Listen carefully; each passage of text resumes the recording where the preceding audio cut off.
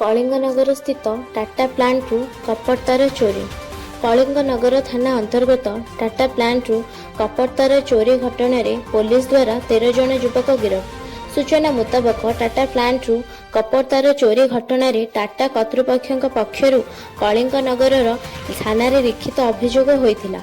Kalinganagar police लिखित अभियोग को भित्ति करी साक्ष्य प्रमाण आधार रे केस नंबर 6225 रे मामला रुजु करी संपृक्त युवक उत्तर प्रदेश बासिंदा शंकर कुमार, प्रेमांगसु कामिला, यासु कुमार, आकाश कुमार, ईशान कुमार, गोलू कुमार, वेस्ट बेंगल बासिंदा महाल्य हलदर, सुमन घोष, राहुल हलदर, सारुबिन गयन, गोविंद बेरा, ओडिशा मयूरभंज बासिंदा राजेश कुमार पृष्ठी, बालेश्वर बासिंदा चिन्मय कुमार विशाल को गिरफ्त करी शनिवार अपराह्न 5 घटिका समय सुकिंदा बिचार विभागीय अदालत को पठाई देखा मिली।